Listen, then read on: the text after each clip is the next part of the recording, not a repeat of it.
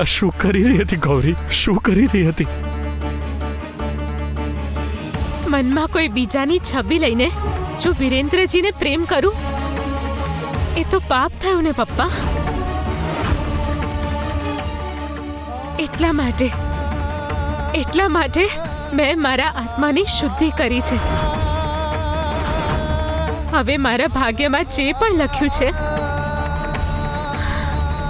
હું એના માટે તૈયાર છું પપ્પા.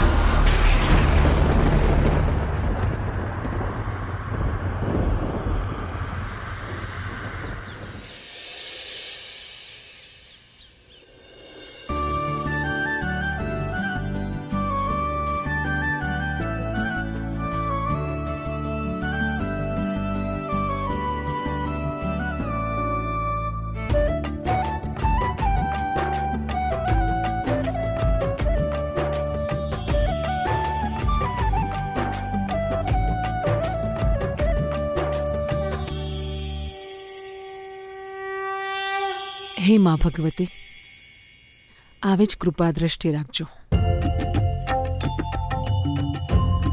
આજે આ લગ્નમાં કોઈ બીજી અડચણ ન આવે.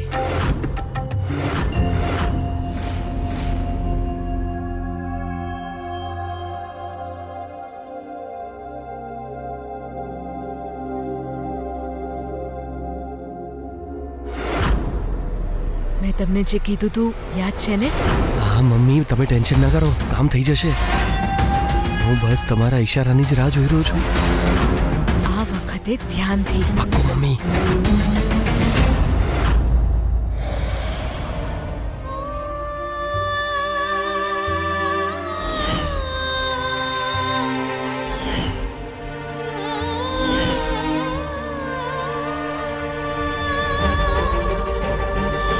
જો મારા લાલાને કંઈ પણ થયું છે ને એના માટે જવાબદાર માત્ર ને માત્ર તું જ હોઈશ. મેં લગ્ન માટે હા પાડી દીધી છે.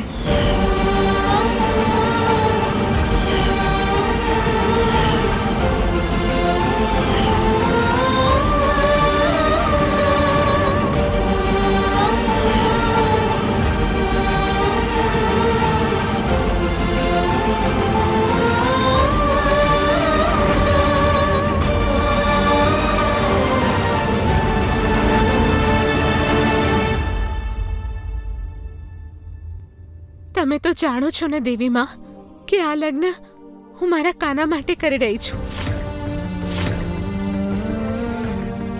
મારા ભવિષ્યનું ભલે જે થવું હોય એ થાય, પણ મારા કાનાની રક્ષા કરજો દેવી માં, રક્ષા કરજો મારા કાનાની. આવી રહી છું ભાઈ, ઊભા તો રહો. કોણ છે?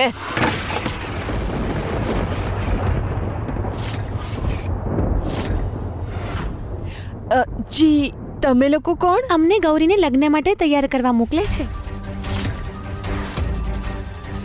હવેલીના ઠાઠ જ આવા હોઈ શકે છે કે વધુને તૈયાર કરવા માટે પાર્લરવાળી સ્ત્રીઓ મોકલી છે.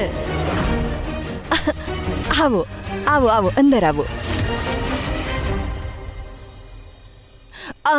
ગૌરીનો રૂમ ત્યાં છે. ખૂબ સારી રીતે સજાવજો એને તમે લોકો. હા, એવું લાગવું જોઈએ કે બુંદેલા પરિવારની થનારી વહુ છે. જાઓ તમે લોકો જાઓ.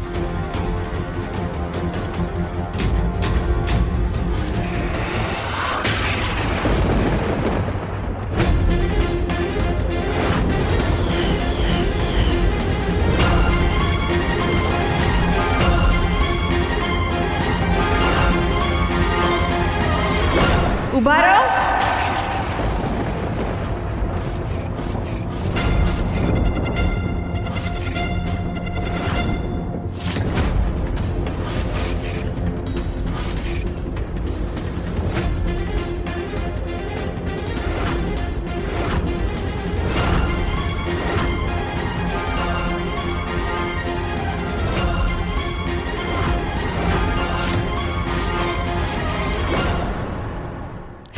સાંભળો, ગૌરીને સજાવ્યા પછી ને મને મેકઅપ કરી આપશો ને?